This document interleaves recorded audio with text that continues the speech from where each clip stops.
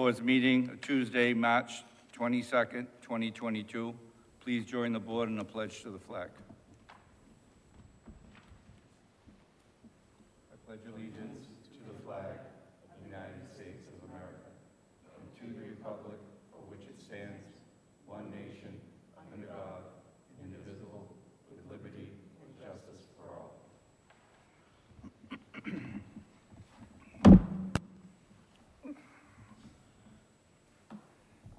Before we get going with the meeting, I have something I want to just read briefly. The meeting on March 25th to discuss the potential of a thoroughbred racetrack and other potential service amenities will not be open to the public.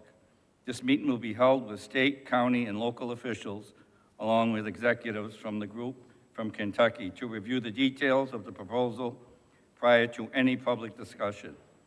If this project were to move forward, there will be multiple sessions for public input.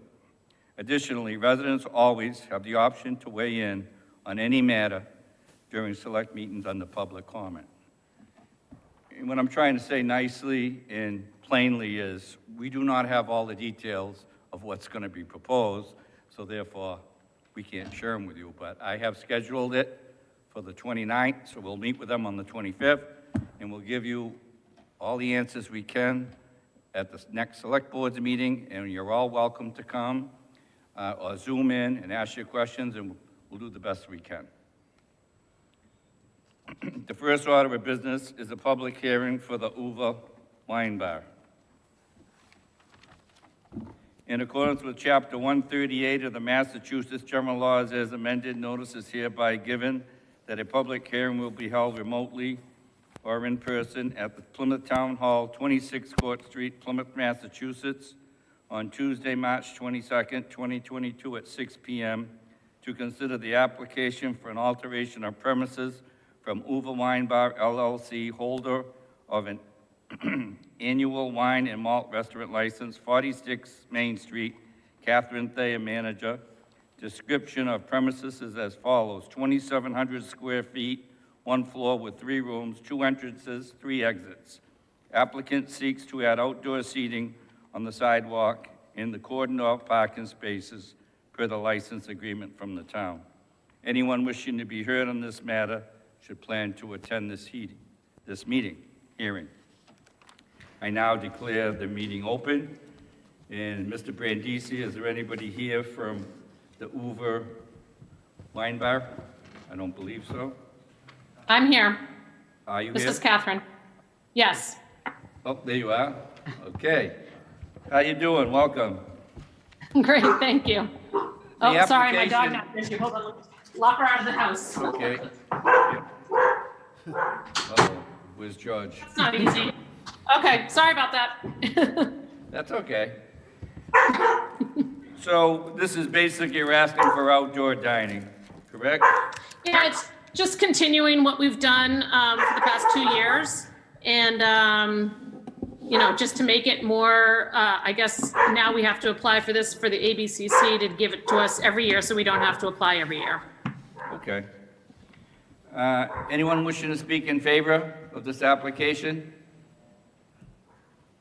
Anyone wishing to speak in opposition? Seeing none, I bring it back to the board for any questions or comments. Motion to approve? Discussion?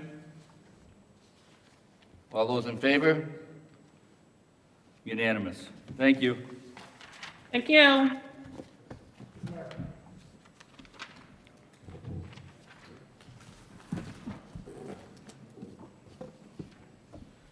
Now we got a public hearing for Katie's. Is there somebody from Katie's online? Keith, okay. I'm going to read the notice. Can you hear me? Yep, we can. Thank you, Keith. In accordance with Chapter 138 of the Massachusetts General Laws as amended, notice is hereby given that a public hearing will be held remotely or in person at Plymouth Town Hall, 26 Court Street, Plymouth, Massachusetts, on Tuesday, March 22nd, 2022 at 6:05 p.m. to consider the application for an alteration of premises from Katie's Plymouth Incorporated, doing business as Katie's Burger Bar, holder of an annual wine and malt license, 38 Main Street Extension, Keith Steeding, the third manager. Description of the premises will be as follows. One entrance, exit on Main Street, one in the rear basement alley, one floor, main floor, bar, seating, kitchen, 2 restrooms, cellar for storage. Applicant seeks to add outdoor seating on sidewalk against the building and in cordoned-off parking spaces in front of the building, and use of the sidewalk to travel from the restaurant to the parking spaces per the license agreement from the town. Anyone wishing to be heard on this matter should plan to attend this meeting. I now declare this hearing open. Is there anyone in the audience or on Zoom that would like to speak in favor of this? Yes, I would, Keith Stiding. Okay, Okay, well, basically, like the prior applicant, this is a continuation of the last few years. A couple things. I know there are some people in town that would like to have Plymouth bring a downtown vibrancy every year by adding outside seating and to bring up some business from the waterfront. The waterfront seems to get a lot of outside dining in summertime because it's outside. So I know a lot of people were looking to do this permanently, which this meeting is not about that.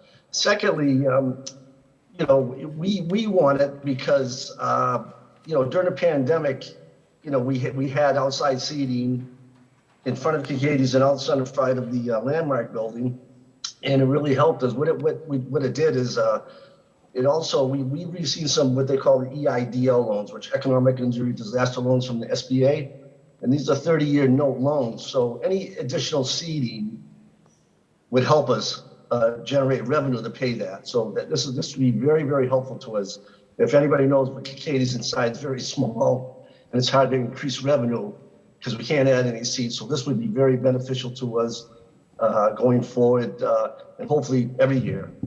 And that's what we're applying for. okay, thank you. Anyone else wishing to speak in favor of this application? Anyone wishing to speak in opposition?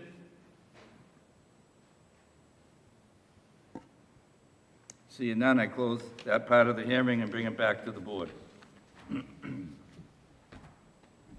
Make a motion to pass as presented? I'll second that motion. First and second by Mr. Bletzer. Discussion? All those in favor?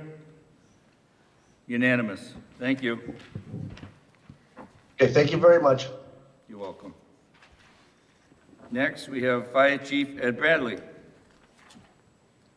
Welcome, Chief, my favorite chief. You're not supposed to say that. It's a long-going joke for like 20 I years. bet you say that to all the chiefs. Chairman Quintal, Vice Chairman Cavaco, Select Board members, Flaherty, Helm, and Bletzer, thank you for giving me time tonight to address you. As you know, there was a special act back in 2019 passed at the request of the Board of Selectmen, and it went to town meeting and then to the state legislature. They would allow me to continue in your employment until my 67th birthday. And in that period of time, my charge was to lead the fire department and bring up a complete plan, a succession plan. Who would be taking my place, who would be moving up. I'm here tonight to report that that has been done, that has been completed, and to notify you that my last day on the job will be my 67th birthday, which is Tuesday, April 12th of this year. And I wanted to thank you all for all the support you've given me over the years in my department. I guess usually you see me here because I'm getting ready to ask you for support for some large expenditures. So tonight, this is an easy one for you. Well, thank you very much, Chief. And I'm sure there's some people that want to make a few comments on the board, so. Anybody? Mr. Bletzer? Yep. Chief Bradley, great job, great career. I'm very happy for you, and thank you for extending your stay with us through, we hoped it was going to be our 400th. Unfortunately, the pandemic kind of hurt those plans a little bit, but it was nice to know that you were still on board. And the second thing I want to thank you for is for mentoring Neil Foley, your successor, and having him picked in a timely manner so he could spend time with you, so you could mentor him forward. So when he takes over, he's going to be all set to do that. And I know Neil, he's going to do a great job too. He's going to be a great chief also. Yes, he will. He will. So anyway, thank you. You're a credit to Plymouth, and I just want to thank you for your service. Thank you. Patrick? Yeah, just to echo what Charlie said, I think this last couple of years had a little bit different plans for you and what you're going to be managing, but the town benefited so greatly from your experience, especially in a lot of the unknowns that came up in the last few years in this extension. So a career of service to this town, and just thank you for everything you've done, and good luck. Thank you. Mrs. Kavako? Oh, it's difficult for me to say Chief Bradley because I just know you as Eddie. Yes. So, from a long history down in Manamet on White Horse Beach, but I have to say that it really warms my heart to see what you've accomplished and what you've accomplished for the town. So I so appreciate what you've done. I know that you just love Plymouth as much as we do, and I couldn't be happier with Chief Foley coming up the ranks and taking over for you, although you are some tough shoes to fill. But honestly, I can't thank you enough for everything that you've done for the town and for the fire department, and I think it's come a long way, and I think Neil will have a lot great things to move forward, so I appreciate your service. Thank you. I just want to, Chief Bradley, just want to thank you, like everybody has, for a very long, distinguished career. And thank you for all your service to the town. This little thing here made me reminded me of the first time I ever met you, which was a million years ago, before I was even on the Finance Committee. You appeared with one of the residents of Manamet Point in my driveway. They had constructed their 3rd of July bonfire the day before, and they had put mattresses in it. And I was impressed with your willingness to cooperate with the residents when they were out of bounds. You made a really tough situation easy to deal with, and I was impressed from that moment on. So once again, thank you for your career. Thank you for all the time. Thank you for staying longer. That was really helpful. And thank you for bringing along our future chief, Neil Foley. He's going to be great. So, Yes, he will. Thank you. yeah.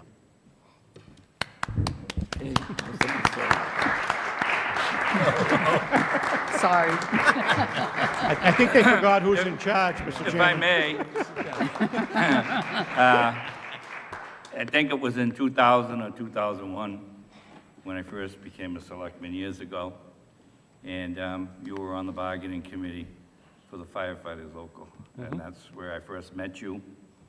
And I have to say, through my years of service, I watched you come up the ladder, watched Neil also come up the ladder.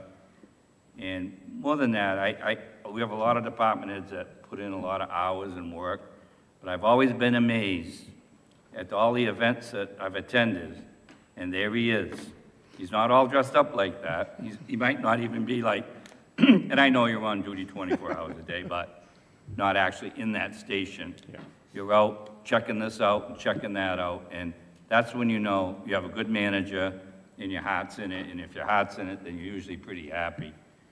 I mean, I was proud to say that we brought the first class of recruits into the fire training. It was in Stowe. Stowe, We went yes. that town. We sent the Massachusetts first Fire class of Academy. firefighters for training there.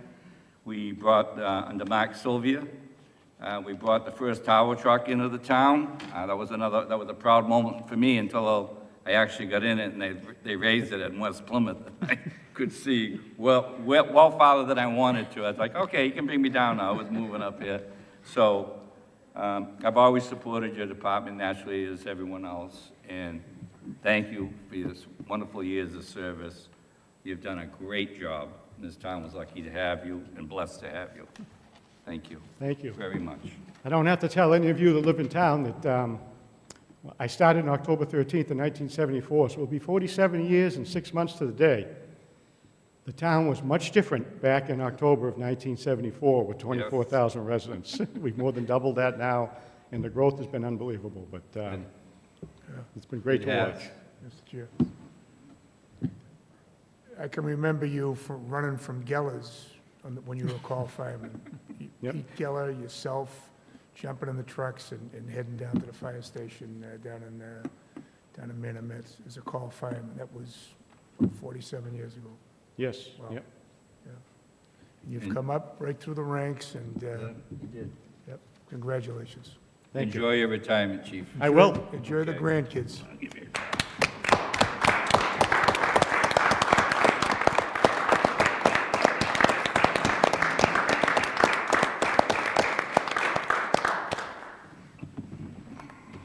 Can we put the new Chief Foley on the spot for a moment? He looks like he really wants to say something. Come on up, my favorite, come on up, my favorite chief. Just slide right in there with that. I just want to echo what you said. What Chief Bradley's been able to do with our fire department to bring us up where we are now, to put us in the position where now I can take over confidently, knowing that we're on solid ground, is really incredible. We were talking earlier about all the things that he's done over his career, and it's tough to keep count. It's tough to keep count. I know that I say on behalf of the rest of the fire department, thank you very much for everything you've done, making sure that we have the manning that we do now, making sure that we have quality apparatus that is ready to respond at a moment's notice. And thank you for addressing all the issues that have come up through the years with the buildings or personnel issues and everything else. So thank you very much, Chief Bradley, and I thank you for your comments as well as far as me taking over. I really look forward to it. It's an honor. It wakes me up every day and hits me right in the face that I'm going to be lucky enough to take over this fantastic department and lead some proud men and women. So thank you very much. You're welcome.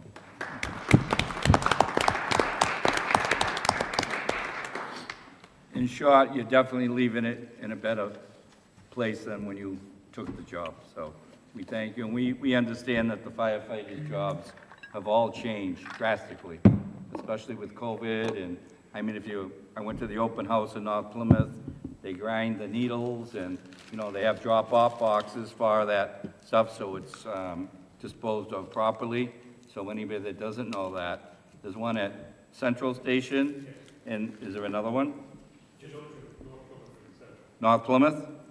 So, Station 7 and Central Station both have drop-off boxes, like the mailboxes outside, right? I know about the one in Central Station because I use that one. Okay, thank you. Ms. Barrett, beach and 4x4 stickers?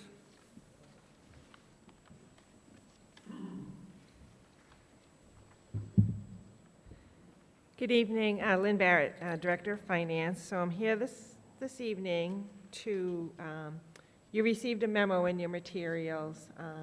What we'd like to do is institute a calendar year sticker now for beach stickers, both 4x4 and the regular annual beach sticker. And the reasons for this, I sort of spelled out in the memo, but it'd just be really less confusing, I think, for the customer and plus the staff. Is what happens right now is we have two different color stickers leading into July 4th weekend. So we have one sticker that's good until June 30th, and then a new one that's good from July 1st and going on. So we've just had many different issues over the years regarding that timeline, and a lot of customer frustration and staff frustration in trying to manage that and administer it. So we're actually recommending to do a calendar year sticker. And what we'd like to do is start out with an 18-month sticker. So the one that we would sell this spring would be good for July 1st through December 31st, 2023. And then the sticker after that would be a 12-month sticker for that calendar year '24. And also, what we're asking for is to basically eventually increase the price of the beach sticker to help support the costs associated with both programs. Because both programs, the prices are increasing. You know, the price for the labor is increasing, the price of, materials and the price of selling the stickers and the online system and just different things are increasing. But what our proposal does is for the 18-month sticker, what we would do is we would take the current price of the sticker and basically they would get a 2 years worth of 2 seasons worth at a 20% discount. So if you bought your sticker, this year, it's good until December 31st of 2023, which would be 2 summer seasons, and that would be at the current price of the sticker times 2, but less about 20%. So we're requesting that you would approve those rates. So for the 4x4, the regular sticker, the price of that 18-month sticker would be $110. The 4x4 senior would be $70. The annual beach, the regular, it would be $80, and the senior would be $40. So that would be one vote that we would request that you would do. And then a lot of people, when we met internally and we talked about this, then what would happen for that person who, say, moved to Plymouth next year, wasn't here to purchase the 2-year sticker, what would we do for those people who didn't get a sticker this year but are going to buy a sticker next year for the rest of that season, because the season's going to end December 31st of 2023. So we would reduce the price of that 18-month sticker to the second season sticker, and those prices we're recommending to be just slightly higher than the current rate. So a $5 increase for the 4x4 regular to be $75, the 4x4 senior to be $50, the annual beach regular would be $55, and the annual beach senior would be $30. And we would start selling those sort of after the end of the first season for the following season. And then the 12-month sticker for calendar year 2024, we would recommend an additional increase at that point from the previous year to the regular 4x4 of $85, the senior 4x4 at $60, the annual beach regular at $65, and the senior annual beach at $40. So those are our proposals, and I'd be happy to answer any questions that you may have. Any questions from the board? Mrs. Cavaco, Mr. Helmut, Mr. Bledsoe? In that order. Thanks, Lynn. And every year that we do these beach stickers, every year that I'm going to ask, is there any additional discount that we can give to the seniors? Because every year, once we set these rates, we have a bunch of seniors coming towards us and asking for some type of reduced rate. So we do offer a reduced rate for seniors, and our recommendation includes keeping a senior discount off of the regular rate. So, where am I? That would be the 24, the last year. Right, the Yeah, last year. we would continue to offer a Oh. discount for seniors. That's what the program, we're not recommending to change that at all. Okay. All right.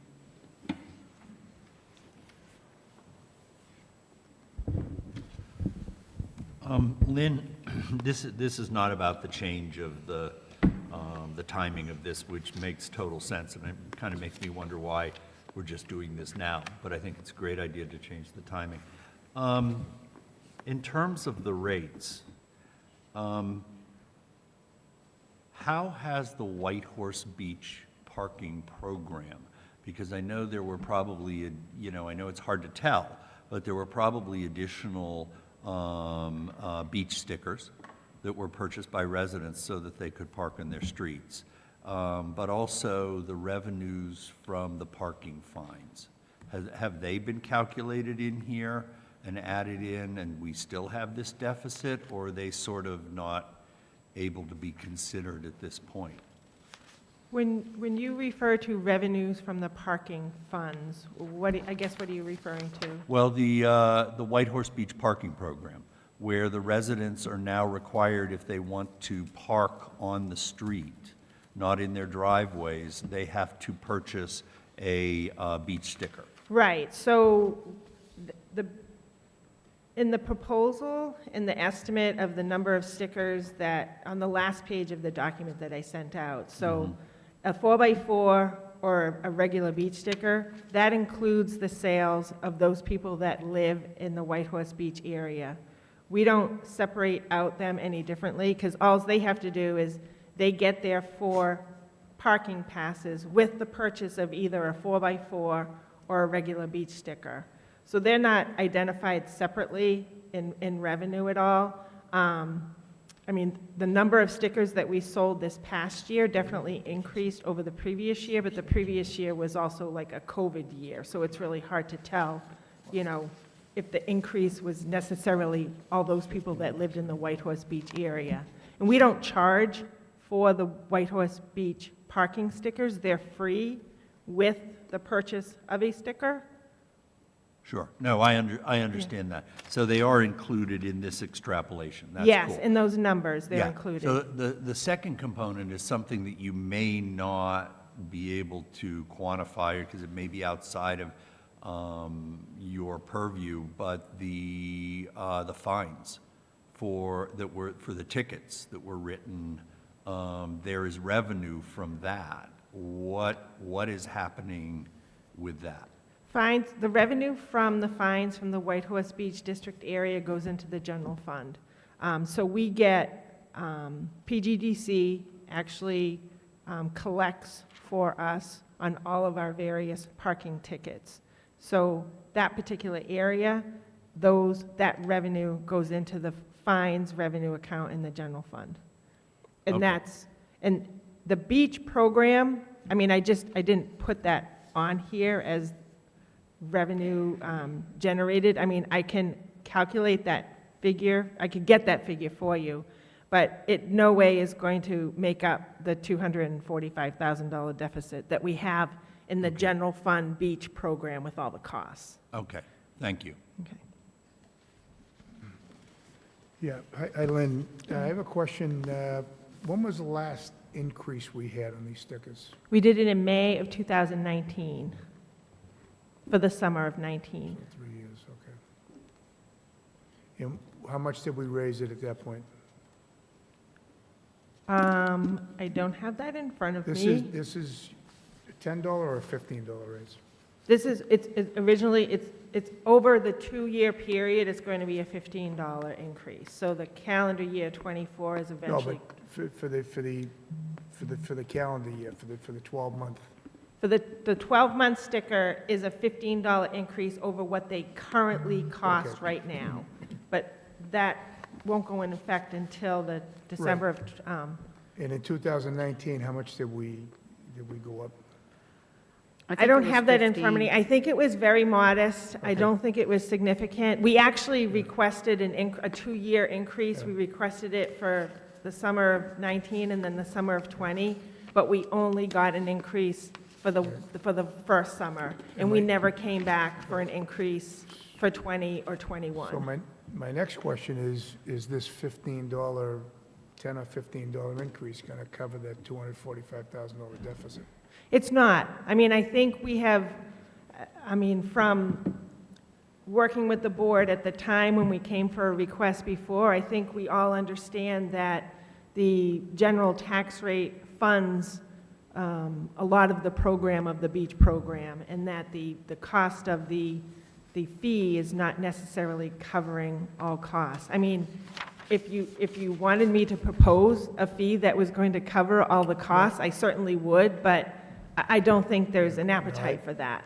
I don't think we want to, Yeah. do that, so. Charlie, it was $15 when we did that back in 2019. But one of the things that I'd also, and it has nothing to do with the fees, and maybe the town manager can take a look at this. A lot of people want to be able to come in and buy their beach stickers, dump stickers, and I know, I mean, I don't have a problem with doing online, but I know they do. So I'm hoping that we're going to have that availability this time, that people can come in and buy their beach and dump stickers. Yeah, I think we're looking at doing a couple of different things. One is that we are working with the online provider, that people who have their car registered in Plymouth don't have to actually upload their license or their birth certificate to the system, because they'll have the age for the seniors, you know what I mean? Because I think that was challenging for them to upload a copy of their license or Right. things like that. So we're working with the provider to actually provide that information so that they don't have to physically upload it if they do purchase online. The other thing that we're looking at is having like a terminal in the outside the collector area in front of the windows there, so that people could purchase it there, and if they do need assistance, we could assist them there. And then also, the IT department has offered the help desk people who will be on the second floor across from the assessor's office to assist customers there. They're going to have a counter and a terminal there. So we are working on that. We do recognize that that has been an issue. The other thing is, like, the Center for Active Living, Michelle's always been really good about helping any senior over there who may want to purchase, online over there. So we are sort of working on different things that will be able to help with that. Great, thank you. Looking for a motion for the three charts, the rates, three sets of rates Motion, recommended by the finance director. motion to approve as proposed. I'll second that. Second by Mr. Flaherty. Discussion? Mr. Helm? Yeah, question. Are we voting just on the rates, or are we voting on both proposals to move the timing of the beach stickers and the rates, or are we going to divide those two questions? Well, I just read right here, it says we are requesting your support by voting the three sets of recommended rates highlighted in yellow and bold. So that's what I was basically going off of. Do you need a separate vote, Lynn, or? I mean, the proposal includes the transition year, with the rates, and then the final 12-month calendar year. So I think all the three votes would include, changing it to an annual sticker versus a fiscal year sticker. So I think that would be fine.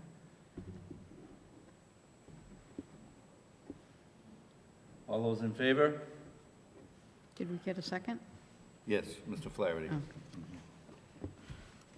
Right? Okay. Can't see you over there, Well, no, Patrick. sometimes, I know that's no problem. We need Lincoln Street. Thank you. We're all set. Thank you very and much. Yeah. I know that you renewed your contract with the town, and I gotta say, I'm very happy about that. Thank you. And, Me too. because you're racist. Thank you. you. We have a hearing on the Energy Committee. Energy Committee hearing, I should say. And that would be,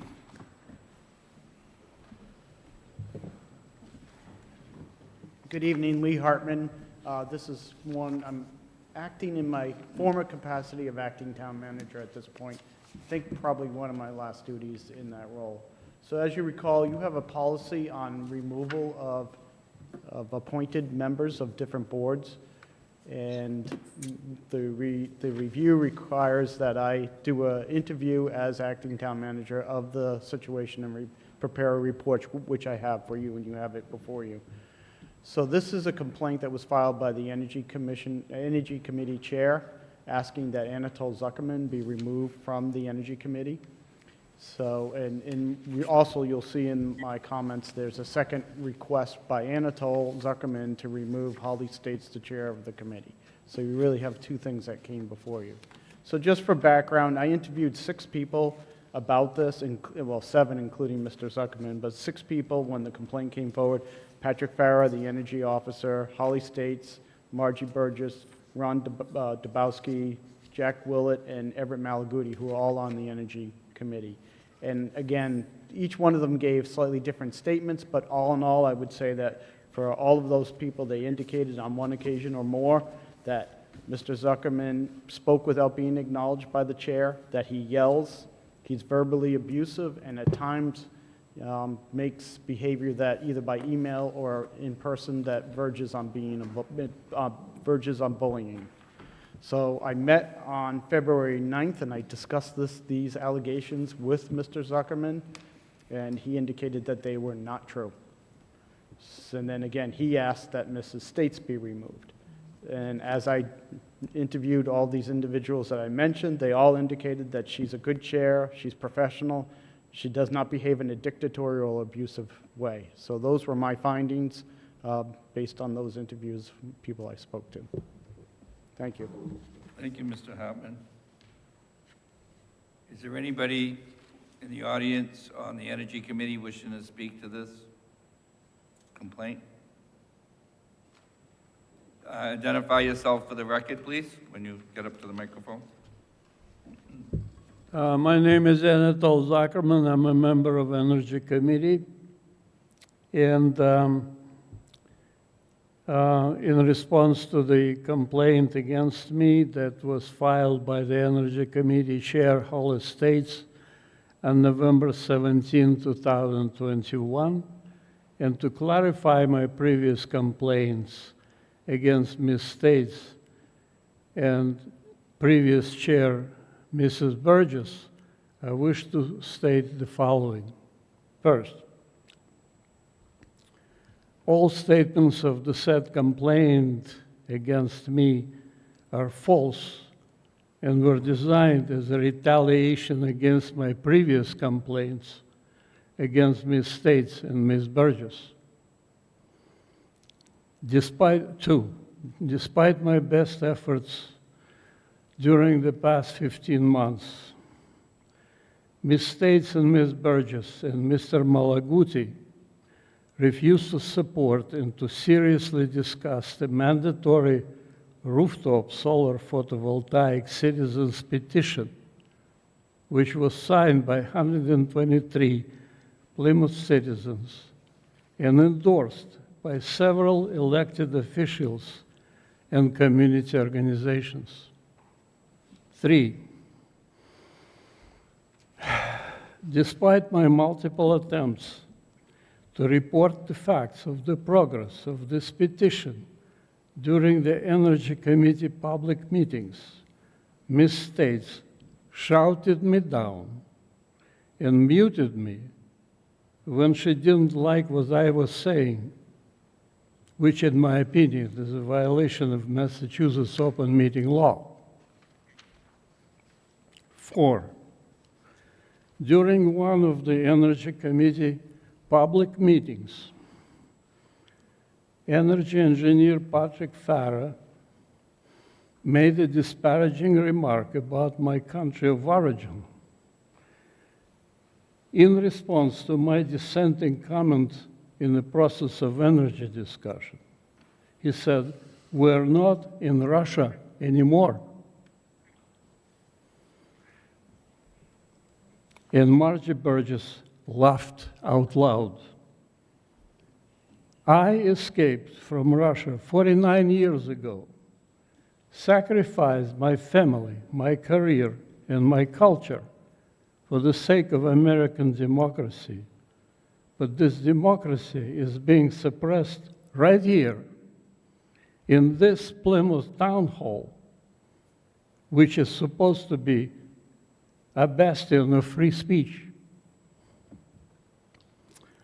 Mr. Farah apologized later, but he inadvertently expressed the attitude of many in this town. 5, apparently this whole conflict was based on the Energy Committee's unwillingness to present the proposed petition to Plymouth Town Meeting on the assumption that potential developers would not like the word mandatory in that petition's language. Perhaps the committee's leaders forgot that they're supposed to serve the Plymouth community, not the developers who may or may not like mandatory solar construction. 6,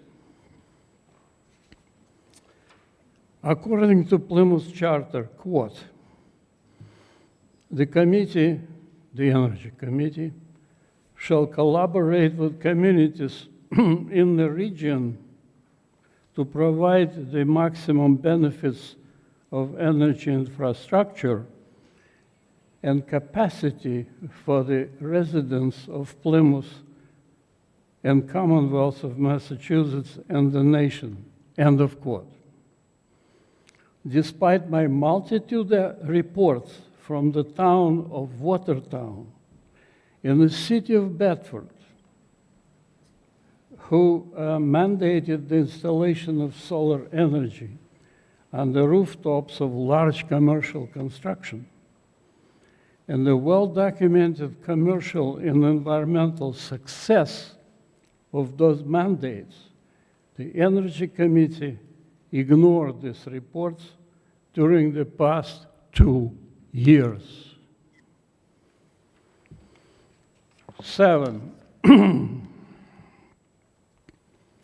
despite my multiple reports about Massachusetts legislators who are working on 2 mandatory solar bills that may oblige all the state municipalities to install solar systems on all structures in the near future,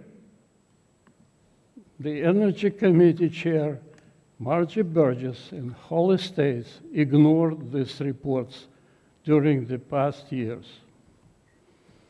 8,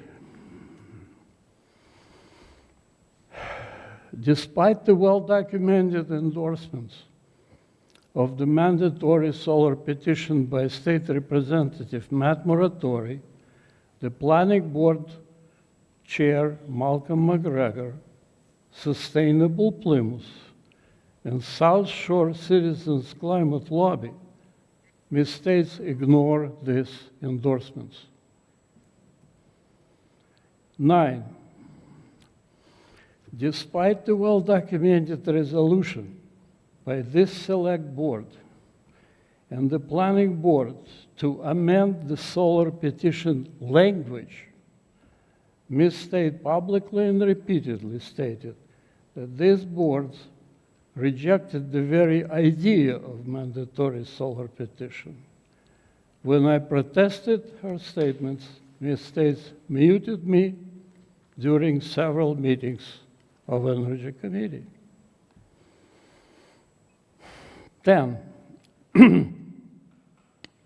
as you can see from the attached documents which I submitted to Plymouth Acting Town Manager Hartman, Chair Burgess violated Massachusetts Conflict of Interest law.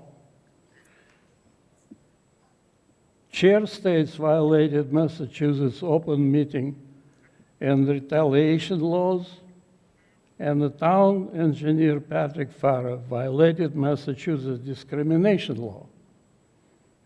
I am reported these crimes to you, ladies and gentlemen of Select Board, in the hope that you will finally pay attention to these facts. If you will ignore them again, I will appeal to the appropriate legislative and legal organizations of Massachusetts. 11, the previous chair, Margie Burgess, and the current chair, Holly States, effectively turned the Energy Committee, which is supposed to represent the Plymouth community, into an extension of Plymouth Planning Department and conducted clandestine meetings with various departments without consulting the members of Energy Committee. Instead of the charter prescribed 7 members, the current Energy Committee consists of 6 members who are unable to appoint a secretary. If this select board removes me or the mistakes from this committee, it will consist of only 5 members. Therefore, I suggest that your board dissolve this remaining members of the committee and appoint new members. Regardless of your decision, I will continue to promote the use of solar energy in Plymouth as a concerned citizen. 12. All the statements above are proven in the attached documents called My Response to Accusations by Plymouth Energy Committee Chair Hollis States, which I sent to Lisa Johnson of a town manager. 13. Immediately after Ms. States filed her complaint against me on November 17, 2021, this select board issued a new rule, quote, removal of an appointed committee member on November 30, 2021. According to this rule, this select board had to schedule a public hearing about her complaint, quote, 20 calendar days of receipt of the written complaint, which was supposed to be scheduled no later than December 9, 2021. Nevertheless, this hearing, as you can see, was scheduled tonight, March 22, 2022, 105 days later. Why was this hearing delayed for 105 days? Thank you. Thank you. Ready to answer any questions? Thank you. We have a George Knoll waiting with his hand up. Identify yourself for the audience and the public. Mr. Knoll? Yes, my name is George Noel. I'm the business manager for OPIU Local 6. And I don't know how to do my my video, but I'm here tonight to urge you to remove Mr. Zuckerman from the committee.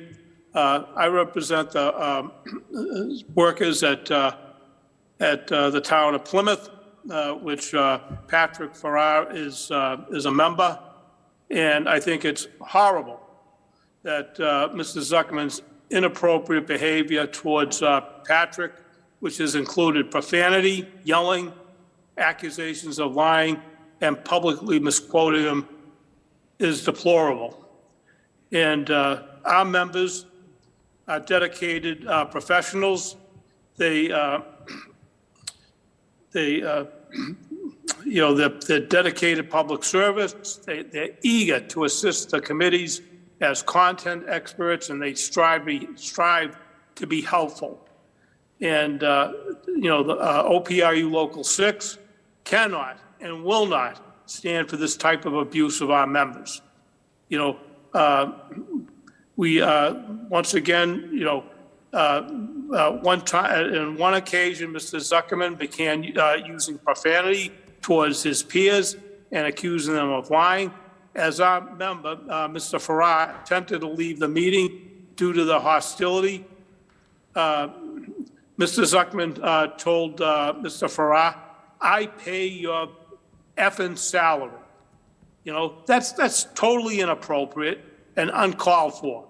And like I said, once again, we at Local 6 urge you emphatically, please remove him from this committee and stop the abuse of our members like Mr. Farrar and the other committee members.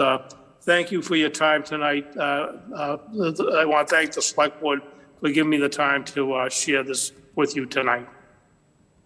Thank you. Thank you very much, Mr. Noel. Is there anyone in the audience like to say anything? Just please come up and identify yourself for the record.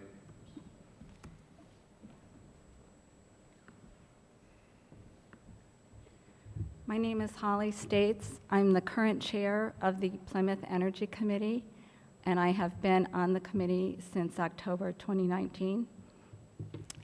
I just want to say to you, thank you for holding this hearing tonight, for creating the policy, and for following it through.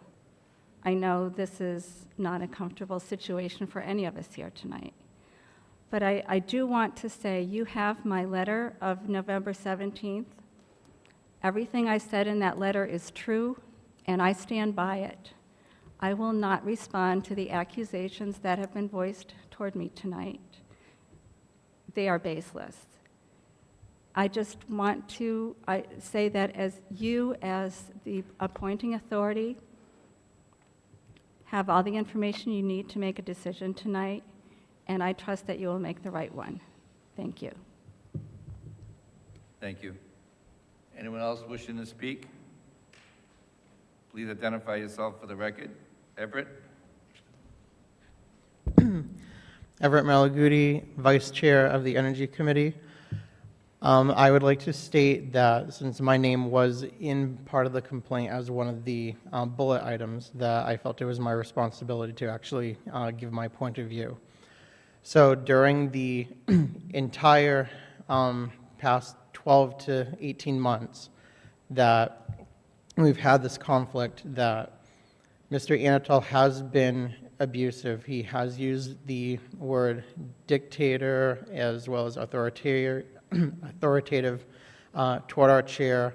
He has accused me as not actually participating or actually denouncing his plans for the proposed mandatory solar bylaw, which is entirely false for my understanding of it, because I actually gave him course to actually go through other departments to get their actual perspective on this, which is what would have been actually necessary for it to be even looked at by the Finance Committee, let alone even going to town meeting. The bylaw that was being proposed that this entire hearing is about today, that caused attention, was in basically a boilerplate of a draft policy that's done by another community, especially Watertown, which is what it's based off of, and had no basic information at all that is even detailed for anything that the Plymouth Finance Committee, the Select Board, Planning Department, Building Commission, or town meeting looks at for zoning changes. It was very loosely termed. It never got any changes to it except for just grammatical errors, and I resent being told that I had no course of actually helping him with it and denied him anything. I did help him. I guided him to other departments. My former chair, Margie Burgess, and my current chair, Holly States, also did that as well, too, of guiding him for it. We tried to give him the best opportunities to promote this forward, but instead he just kept lashing out of us not supporting a idea that wasn't even concrete in the terms of even looking at to discuss and vote on it, and actually having the audacity, in my opinion, to say that we undermined anything when we basically follow the procedures that we have as a committee. So I stand by everything that Ms. States wrote in her letter to the board, as she has been an excellent chair, as well as our former chair, Margie Burgess, that we have been a very cohesive committee for looking at ways for bettering the residents of town and the businesses and operations, and we will continue doing that, but we can't do it with a hostile member who is going to keep derailing all of our procedures. Thank you. Thank you. Anyone else wishing to speak? Maggie-san?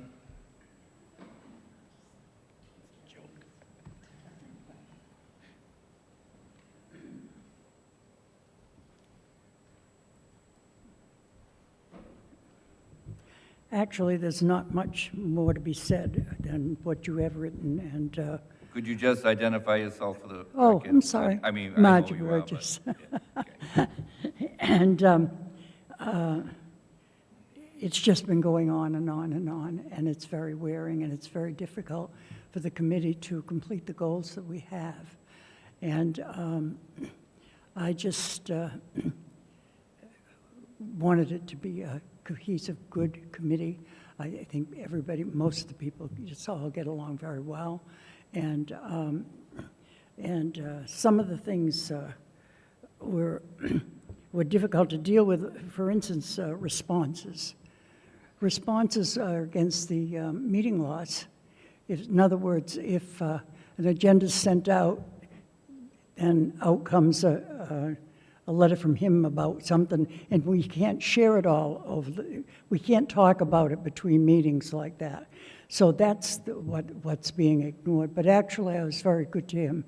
And in January last year, I gave him the evening to present his proposal on his mandatory solar. And we've offered suggestions many, many times about changing like mandatory to incentives or something like that. But whatever, he did present it. But beforehand, he sent a message to all town meeting members to come to the meeting, and this is the kind of thing. And we'll mention something that we're going to do in the meeting. For instance, go to the library about something, and he'll be right down there. And then the library won't call back when I call because it's been so unpleasant. So that's the kind of thing that's painful, and we just need it to end so that we can move forward as a group. So thank you very much for your time and attention. Thank you very much. Anyone, please come up and identify yourself, sir, for the record.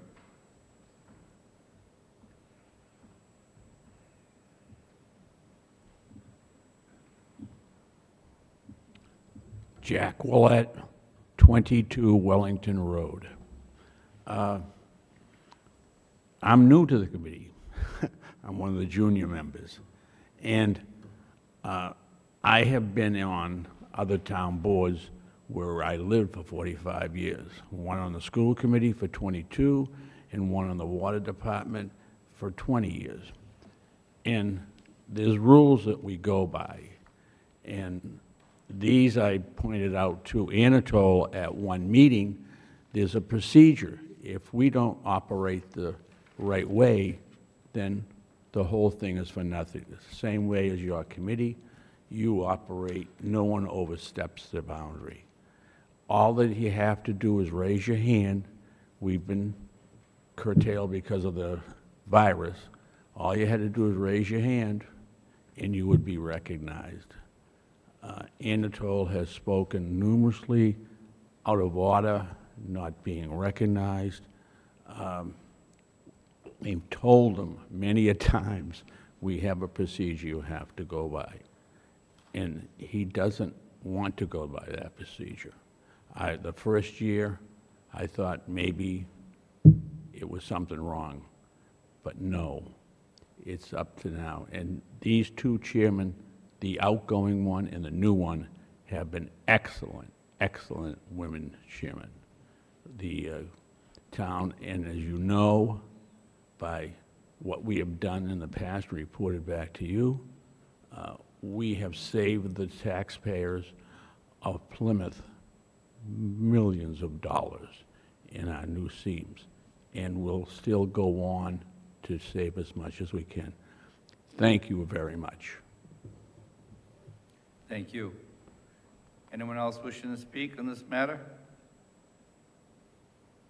Seeing none, I want to bring this back to the board for questions or recommendation.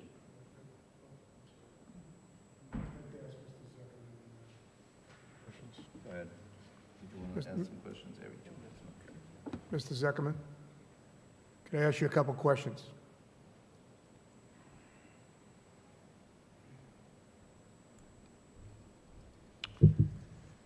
Question one, did you use profanity to some of your fellow board members? Excuse me, I have a hearing problem. Can you say it loudly? I'll talk a little louder. Did you in your committee meetings, use profanity to your fellow committee members?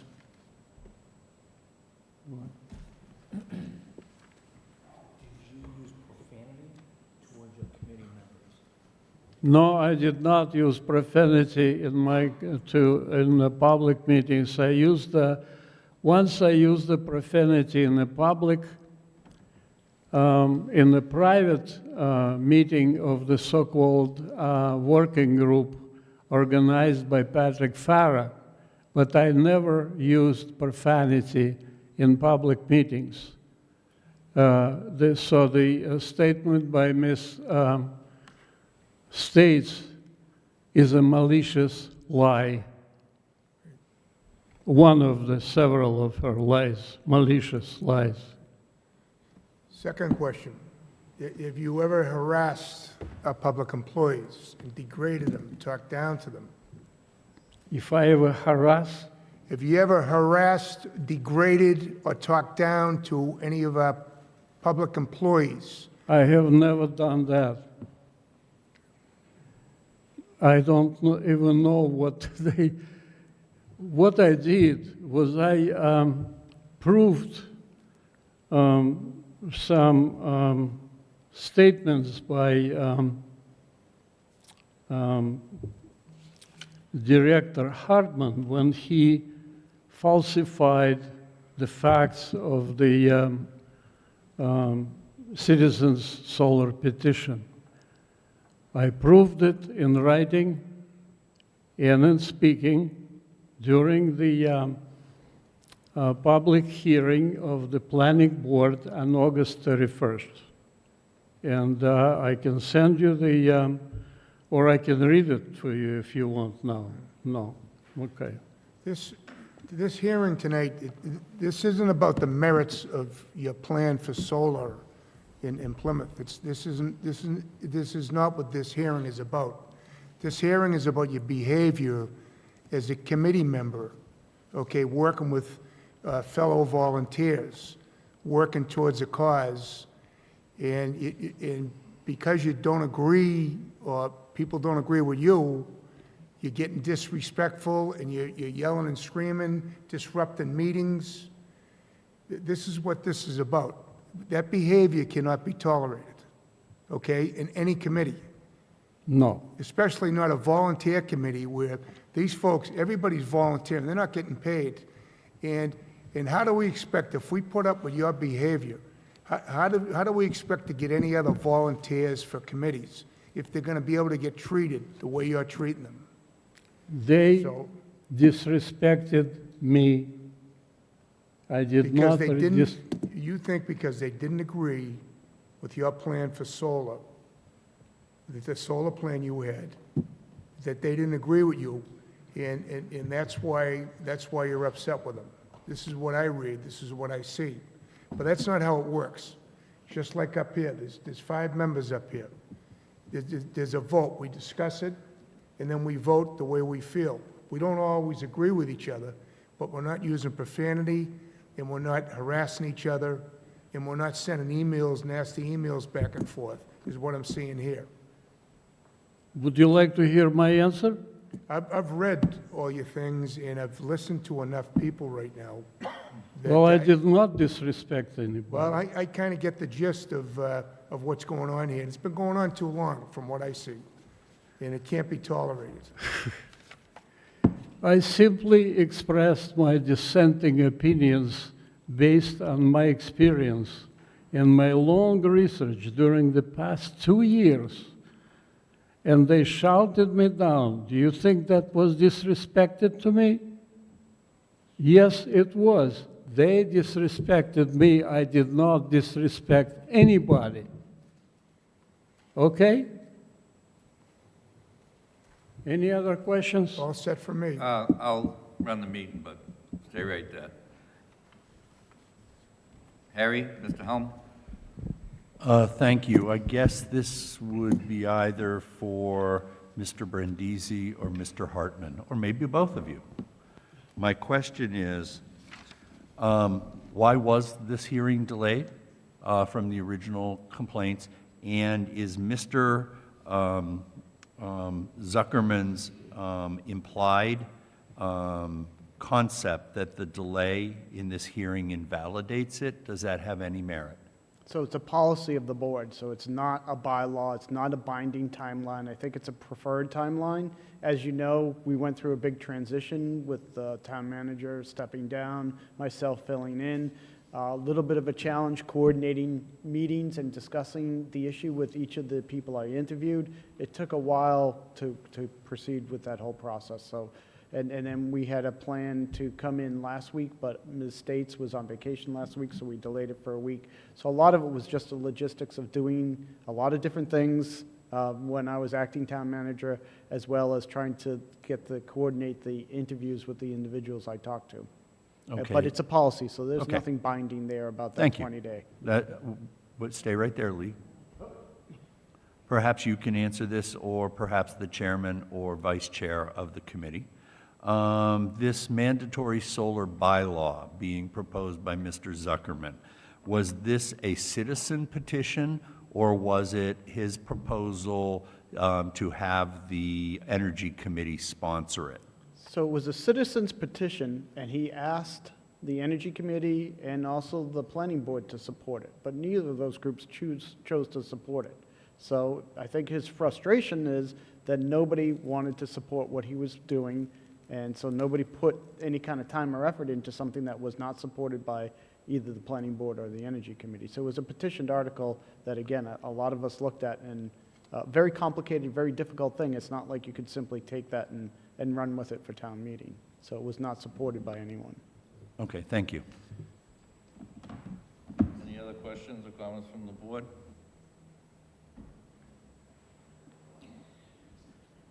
Ready? Mrs. Cavaco? I mean, it's very disheartening that we are here and having to deal with something like this. The climate that we have, we just can't behave that way to each other. I mean, we have a group of volunteers, they work very hard. I have to be honest with you. The way I look at this right now is that I'd like to make a motion to disband the entire board and have a cooling off period, and then have people reapply. Because I think the he said, she said of it is a little bit overwhelming for us or actually for me, because I believe what's happening here. I unfortunately have experienced some of the same things. So I think the inner workings of all of this, and I think there are some potential legalities if we keep the board in place right now. And I honestly think that there needs to be some kind of possible cooling off period, come back in 30 days, reapply, and see if we can move forward. But other than that, I believe that we're going to have some legal issues. Mr. Blatzer? I disagree about disbanding the board. I think the board, they shouldn't pay, we have one person with a bad behavior, they shouldn't suffer for that. They've worked hard. I think we should, Mr. Zuckman should either resign or be removed, and let the board, will appoint somebody else, and let the board keep working like they're working. I mean, the committee. So I think disbanding is, I don't think that's the right way to do it, so. Mr. Flaherty? So there was a lot of letters and materials that came through, and I know it is an awkward situation to have people come and discuss something like this, but sometimes you have to. We have, I believe, 68 various boards and committees in Plymouth, and I've been here just about 3 years, and on all those people, hundreds and hundreds of people, this situation has only come up one time. And in here we have near full consensus of those involved directly with how they perceive this to have played out. So I, for one, looked at this and I agree that we should remove Mr. Zuckerman from this committee. I disagree, though, about disbanding the committee because, again, we have a board of volunteers who are eager to help and do the charge of the Energy Committee.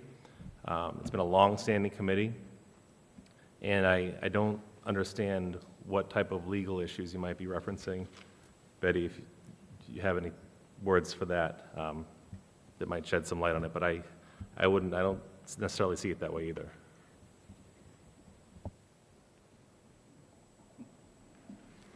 I have to say, Patrick, I agree with you.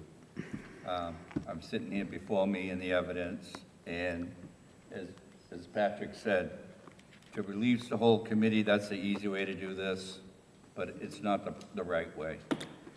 It's a hard decision, and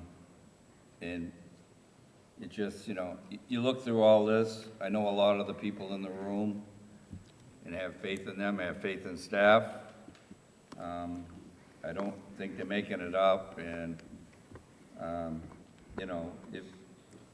as far as it being a legal thing, then I guess that's what the courts are for, and we'll see. But that's our policy, and it's not date-driven, and I stand with these two gentlemen here. I'm not going to vote to prolong or disband the committee. I thought about it for a minute or two. I put a lot of time into this, and, I do apologize to you that it wasn't in the exact time frame the policy says. But I must also tell you, we're a volunteer board also. And with, Mr. Hartman acting as town manager and doing the best he can, and he's done a great job of getting, you know why it took him a while? Because he wants to make sure he does everything right. That's Lee, I would have just, but Lee takes his time, he looks at everything, and I take a lot of stock in what he says. And I take stock in some of what you say, but I'm really not a judge, but I can tell you this, I don't think all those people are telling stories. So, it's just what's better for the committee, and maybe this is why I've asked management before, I want to see the Energy Committee. I want to get them in here so we can get moving. It's going to be in one of my sections for town meeting, that I want to kick it up a notch. I mean, we don't have time to be wasting on arguing and being disrespectful to anybody at town hall, employees, committees, anybody. And we need to send a message, we're not going to tolerate it. So. Patrick, I'm sorry, just to, Mr. Zuckerman did say that he would pursue legal avenues, and that's the reason why, because I know the Energy Committee works really hard, and I just thought if they need a cooling down period, I would do that, but I will also support the removal of Mr. Zuckerman and keeping the committee intact. I don't want you guys to think that I didn't believe you or you weren't doing what you're tasked to do. I just figured the tensions are high, and, we have to keep the liability to the town at as low level as we possibly could. And it was just my idea to think that that would do that. But, like I said, I don't have a problem supporting the removal. Mr. Helm. Yeah. In regards to Mr. Zuckerman's statement that he would consider or would pursue legal action, during his statement to the board and the people assembled here, he variously accused the entire Energy Committee or various members of lying, discrimination, having clandestine meetings, violation of open meeting law, and conflict of interest. That last one being a very serious accusation with absolutely no backup. I understand the idea of a cooling off period, but a cooling off period and then a reinstatement of a board that would not include Mr. Zuckerman, which would be obviously what would happen, doesn't stop him from pursuing these things. Okay, so I understand, Betty, why you're proposing that, and I think that it's actually in certain circumstances, it could be a valid idea, but this seems to me to be a situation that is entirely broken and without an ability to repair it and bring the sides together, and I'm going to support removing Mr. Zuckerman from the Energy Committee. Mr. Blitzer. I'd like to make a motion to remove Anatol Zuckerman from the Energy Commission, Second. effective immediately. Second. Second by Mrs. Cavaco. Discussion? All those in favor? Unanimous.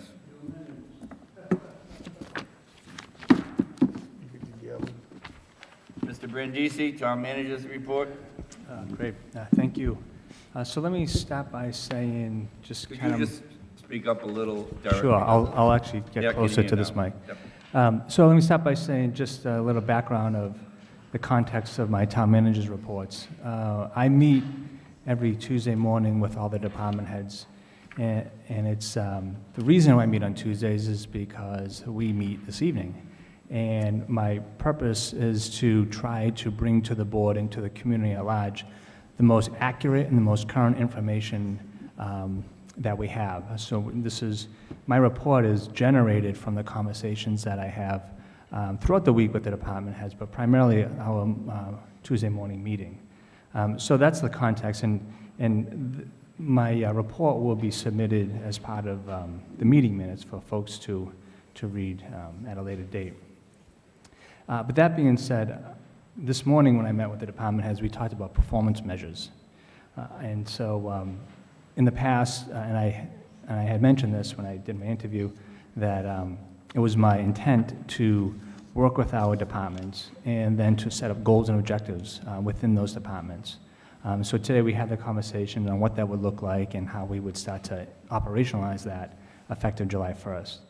So we'll go ahead, again, with each department head, identify very strategic goals and objectives. And I would expect after town meeting sometime in mid-April, we'll go through that exercise. And then it's my hope, and I know the board has stated this on many occasions, that you want to develop a 5-year strategic plan. So we'll use those goals generated by the department heads, and then we'll bring them forward in a workshop setting, I would imagine sometime in early May, so that you are aware of what their thoughts and ideas are. You'll have my thoughts and ideas, and then collectively with your thoughts and ideas, we'll identify our short-term goals and our long-term goals. So that's in the works, and I just wanted you to be aware that we've already started that conversation within the ranks of the town. So moving on to grants. One item that we did speak about today is under the statute, Chapter 53A, it's required that before we submit any grants, those grants must be approved by the executive body, so in this case, the select board. So you will see in the future, under administrative notes, any grant that we apply for will be submitted to you in advance. You'll have a chance to review it, to ask questions prior to its submittal.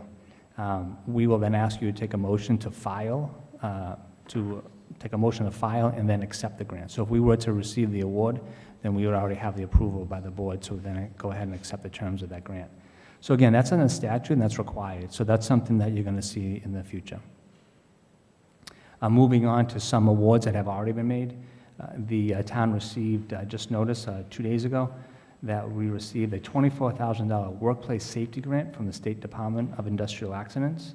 I shared with you in the past, great work from the Board of Health Office, that we received a Public Health Excellence for Shared Services grant, which is $300,000, which will be shared with the towns of Carver, Kingston, Plimpton, and Wareham, and ourselves.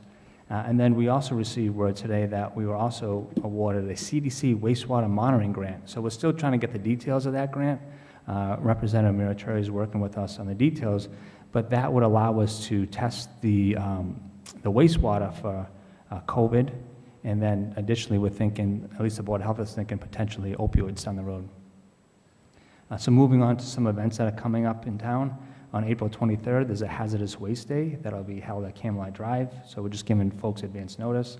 And then the first 2 weekends of April, from 8 a.m. to 2 p.m., Over on Camelot Drive, we will hold our yard waste collection days as well. Moving on to some operational updates. This week, the Harbor Master's Office has already started to install the floats and the gangways into the harbor. Our police department will begin the bicycle patrols effective April 1st in the downtown area, and then expand as the summer starts to move forward.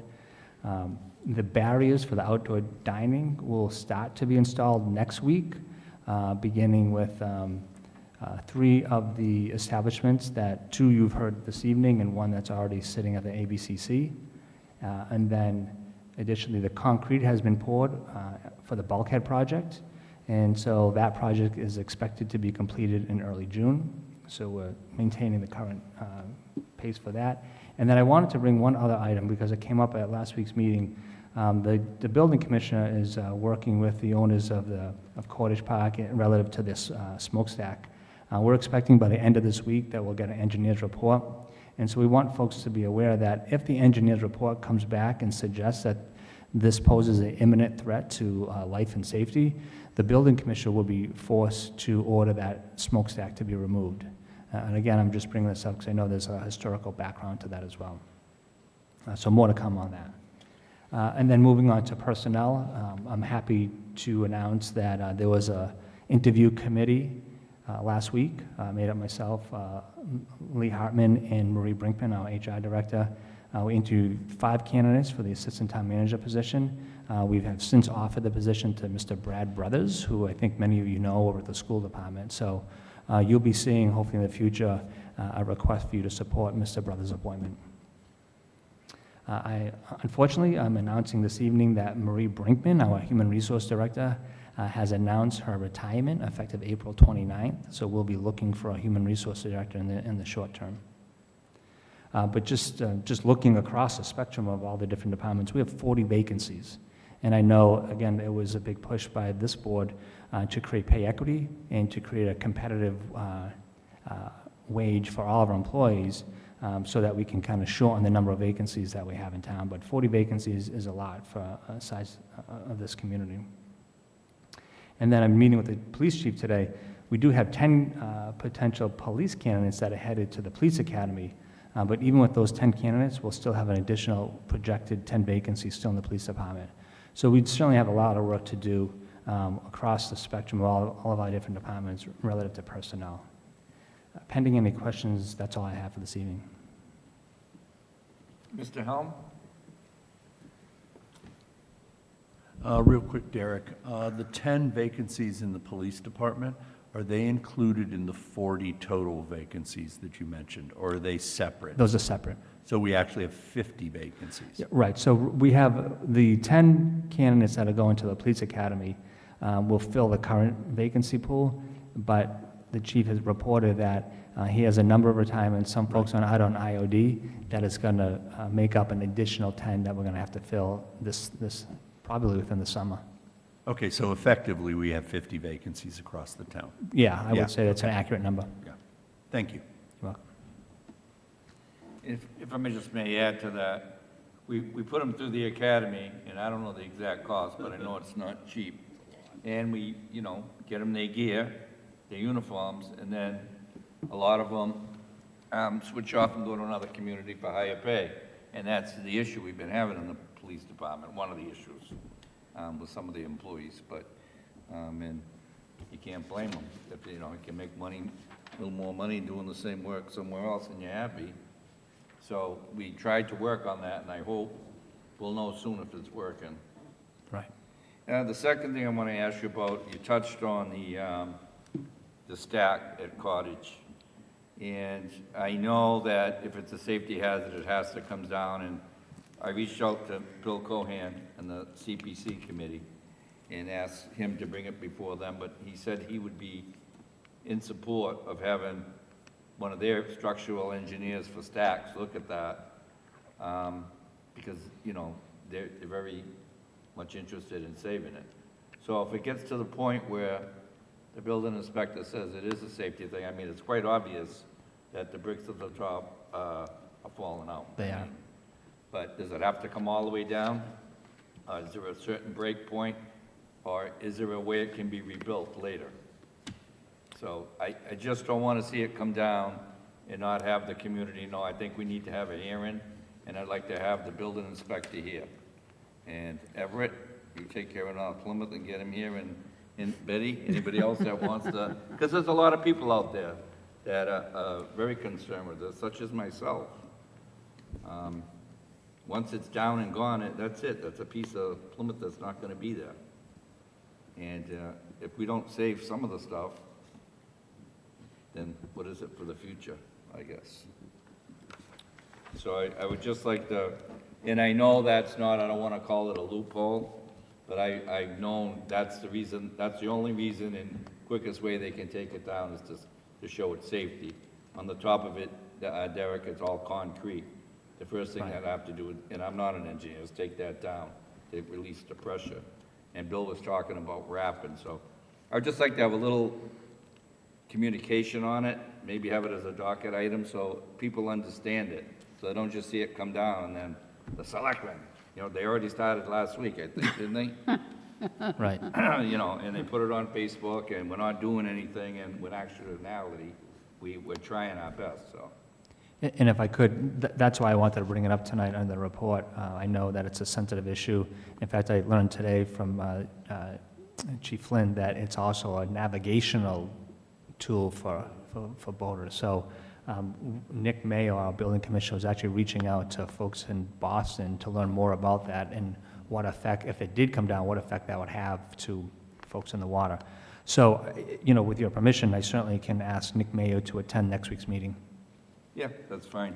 But I know Bill stressed on, I know one community was Lexington, and I think there were 4 others that have saved stacks off different factories and preserved, and they have special engineers, that's what they do.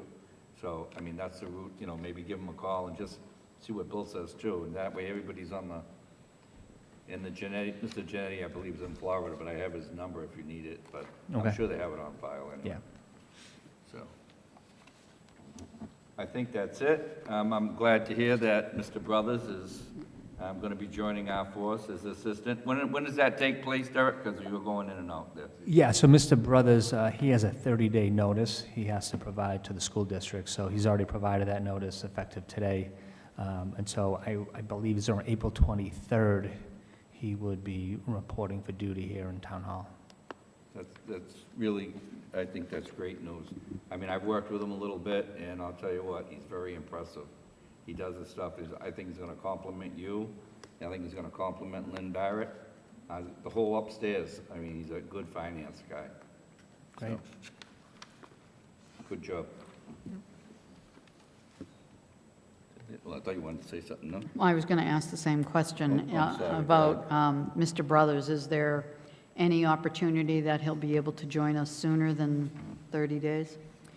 So I was able to speak to the school superintendent today, and so we're trying to work out a shared partnership with the school district, knowing that they're going to need Mr. Brothers' support beyond the April 23rd date.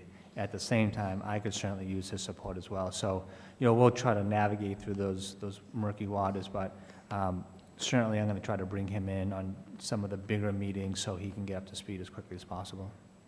Well, I hope the school realizes that we'll help them any opportunity that we get anyway, even if we didn't have Mr. Brothers.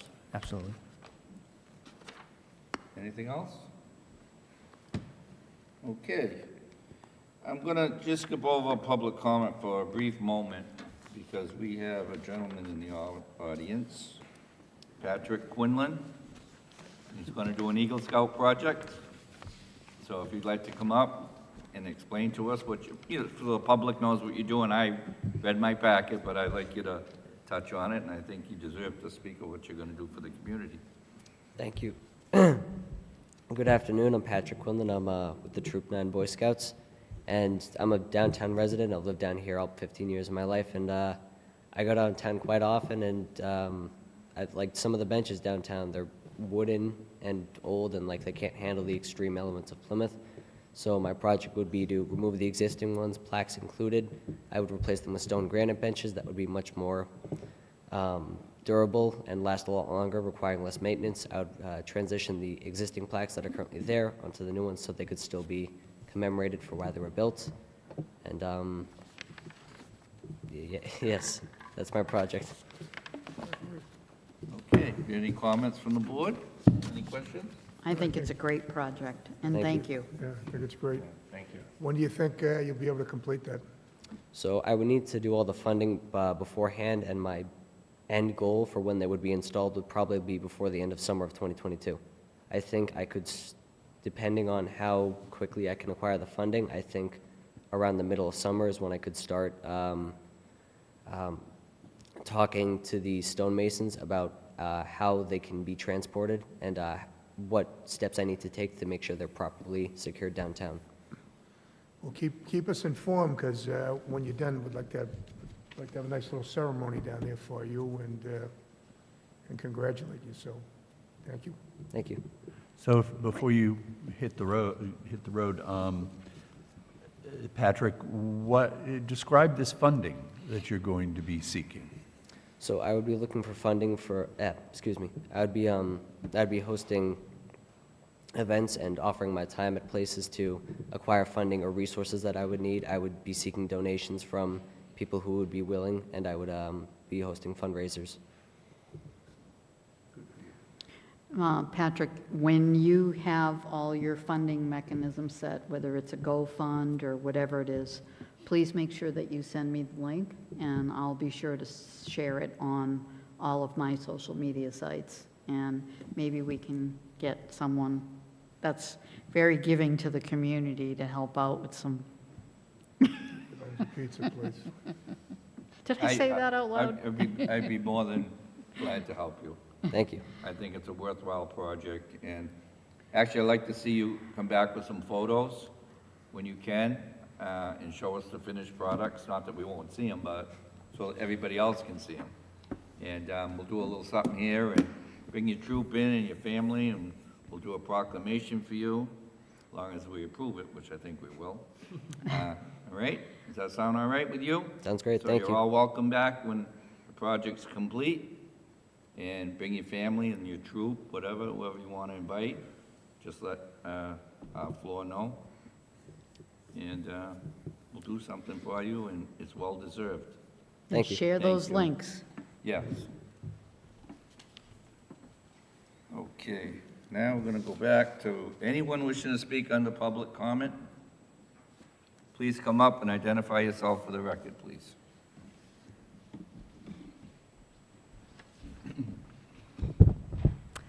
Good evening, I'm Evelyn Strawn. I'm here this evening as a concerned citizen of Plymouth, but also a concerned global citizen. And I think one of the things that I worry a lot about and that we all worry about is the climate crisis. And I'm here tonight to thank you for the leadership that you've shown over the last year in trying to help Plymouth move forward on taking some concrete steps to address that. I think I was hopefully I'm not premature since it's later in your agenda, that you're appointing members to the CANS, to the Climate Action Net Zero Climate Advisory Committee. I think I got all those letters. Anyway, I think that's a really concrete step, and there is at least one person here in the audience that's a candidate to be appointed. So thank you for moving that forward. I'm encouraged to think that we'll actually get the climate resiliency position, that hopefully town meeting will approve the budget as it's being presented to them, and I think this committee could be a big help in working with that new position, so thank you. Thank you very much. Anyone?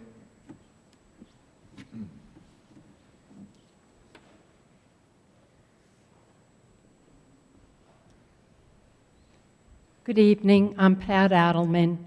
I'm coming before you because there have been multiple rumors about the county woodlot and meetings that are being scheduled without public input.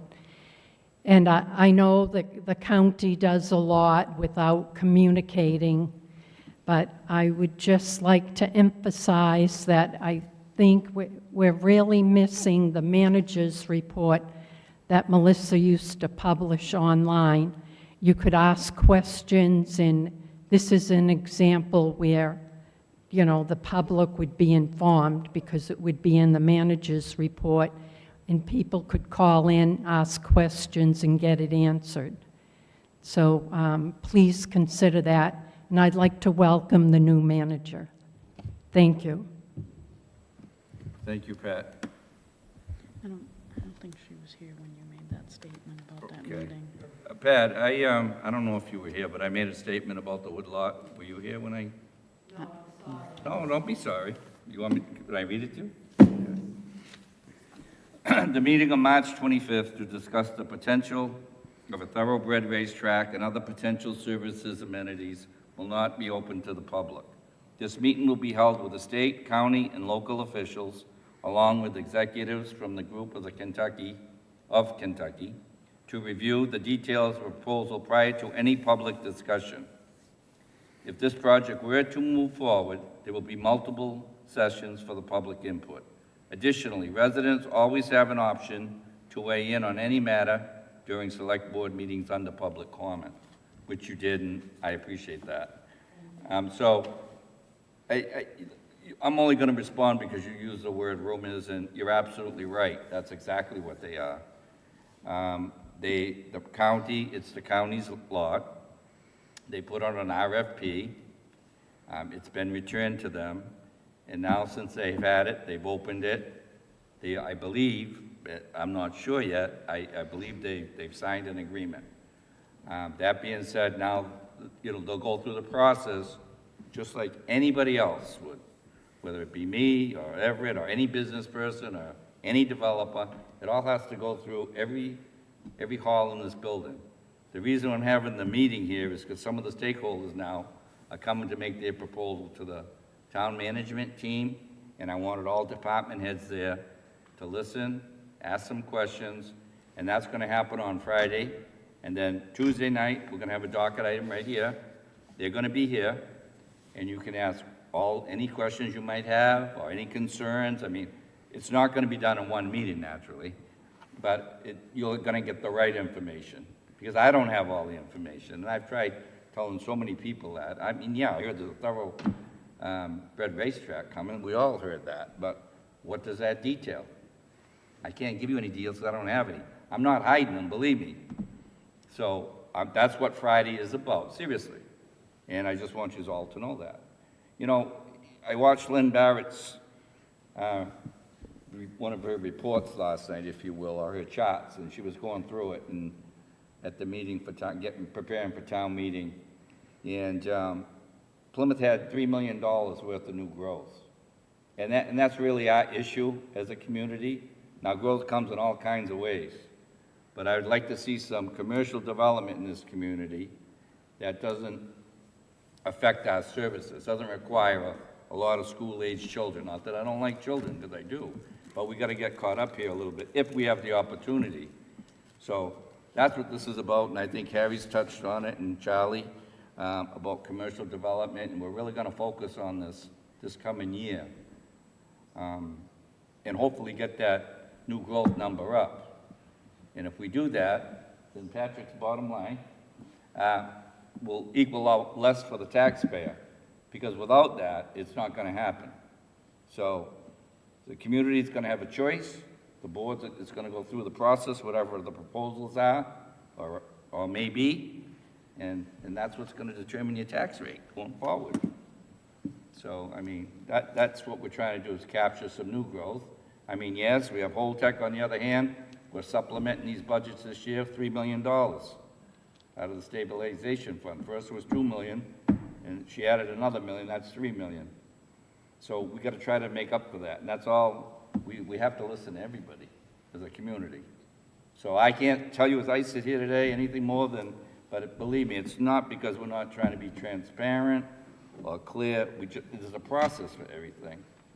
And the process will be open to you a week from today. That'll be the start of the process.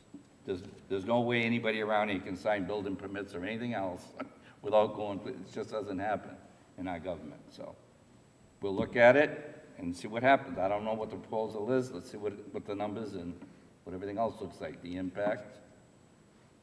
And we'll have everybody there, from environment to planning, all the department heads. I believe that, Derek, you sent out the invitation to department heads. And to let everyone know, the state delegation's been involved in this also, in some of the talks in the very beginning. So, I mean, it's not like, you know, but until you have a bidder, and until you have the bids come back and you close it, you don't know how many bids you have, so there's been nothing really to report. And I'm sorry rumors get out there, and sometimes that's why people don't, you know, put the cards on the table when they start something, because exactly for the reason, rumors start. So all I'm asking for is, I'll hear the proposal Friday with some town staff, and then we're gonna bring it right to the community the following Tuesday. Okay? I was going to respond to you, Pat, but I had to put all that in writing, and I didn't know how quite to do it. Well, I know she has a concern, and I know you sent Right. us an email this after, but I was here at a meeting at 3 o'clock. I ran back home, changed in just that order, and came right back to this meeting. So I apologize, because you know I always respond to you. So it would have been after the meeting, so I'm glad you are here, so I could see you face to face. Anyone else wishing to speak on a public comment? Identify yourself for the record, please. Everett Malaguti, Town Meeting Precinct 1, as well as Chair of the Natural Resources and Coastal Beaches Committee. First, I would like to welcome Mr. Brindisi to being our new town manager, and I am encouraged to be working with him again on numerous projects in the future. And unfortunately, I would like to say I'm sorry for the meeting today being sort of in your new position is not really being a good welcome, but at least it was done professionally, and thank you for that.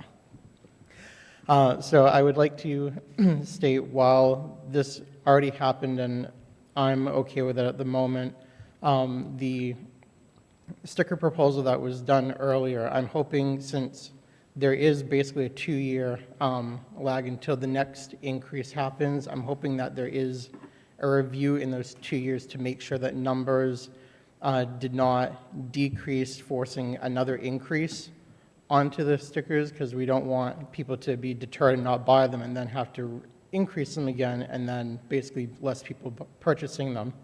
So in this context, I'm asking, as Selectman Quintal basically stated in the beginning, that he wanted to bring the Energy Committee in to work with them on new proposals. I am inviting the entire board, as well too as chair of the Natural Resources Committee, to do the same thing, and using this platform to help create a better understanding of how we can actually level fund the services that are provided for all the other beaches, so that we don't have deficits, but also don't always burden the person that's purchasing a sticker as well. So I would like to offer the olive branch to get us to working on a better situation and a more creative outcome that helps both us and the residents. Thank you.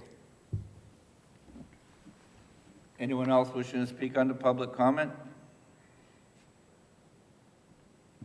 And just in a quick response, I look forward to your olive branch, Everett. And I really want to, well, you're all here, I really want you to turn up the heat, and let's get some things going. I know Patrick's talked, and there hasn't been support, like for replacing the street lights. There's a lot of them out, and they're outdated. It's, you know, if other communities, our neighboring community, I believe Carver, has them up and running, and every time I drive to one of these communities, I start, you know, at the wheel, because why isn't Plymouth doing it? And I know we're a large community, but even if we did it in peace sake, so I know we're a little off the path there, but. Trust me, it is in the process. It's been slow and arduous. Myself, the Energy Committee, and a couple other stakeholders, including Patrick Farrer, wanted to wait till Mr. Brindisi was comfortable in his position, so we didn't burden him all in one foul swoop.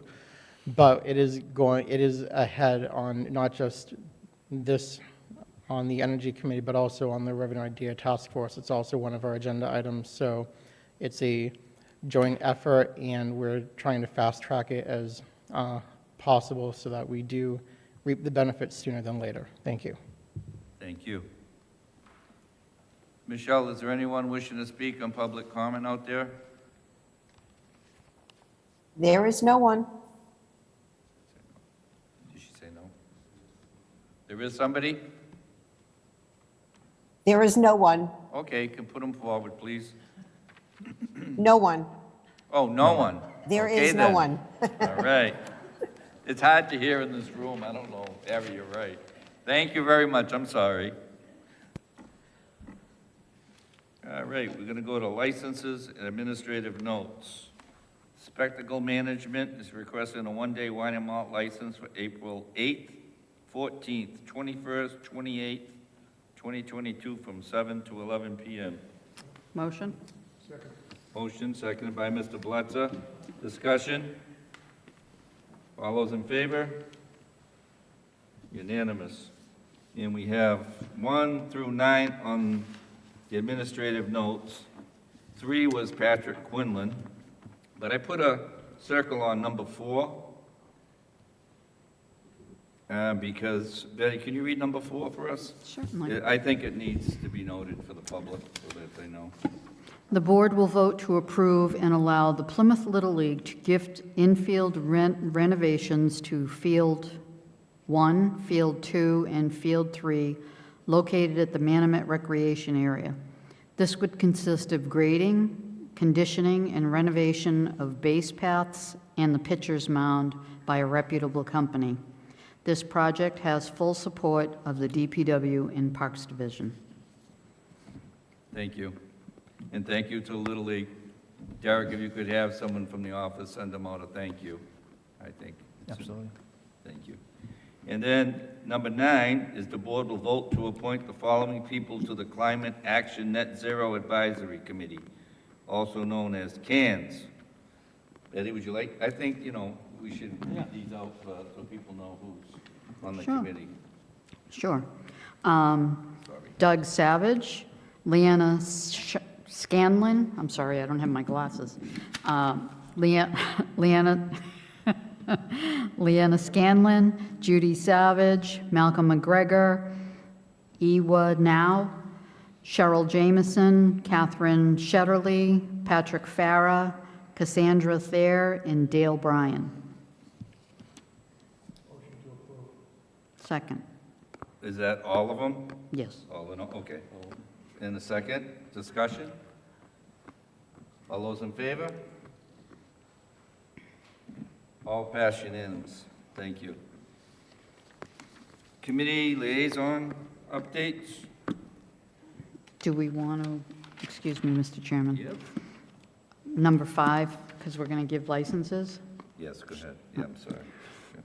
The board will vote to approve and execute mussel dredging licenses for 1 year under the restrictions listed on the licenses for the following people: Dominic Santoro, Jim Keating, Lenny Michaud, James Reynolds, and John Reynolds. And I'd like to make a motion to approve. Second? Discussion? All those in favor? Unanimous. Designee updates? Old business? Letters? I have 2 things. There was a letter in my packet, I don't know about everybody's, but it's to the board. And in Washington, they have Memorial Day Parade, and they select so many high school marching bands to be a part of it. So I'd like to send this invitation along to, I'm going to say right now, the superintendent, to the right party, and see if Plymouth might be interested in sending the students there. I know I was a kid, so that's a long time ago. We went to the Rose Bowl Parade. I remember Mario, I think his name was Cresciati, was the band director then. And we sent our marching band right down there to the Rose Bowl. It was pretty cool. They all had the little, on their uniforms. Yeah, I remember it. I had friends that were in the band, all right? That's what it was. So, I'm just waiting to see. Yeah, it's the 2023 parade, because it's already be in April. And you can let them know, I'll pass this back to you, Derek. Sure. That I'll be more than willing to help with fundraising if they're interested, and if they get selected, I'm there for them, because I think it's awesome to represent our community in Washington. And that's it on that one. New business? Wow. Ooh. All right then, motion to adjourn. Motion. Second. Okay, thank you very much. Have a good night, a good week, and please keep the people of Ukraine in your thoughts and prayers. Good night.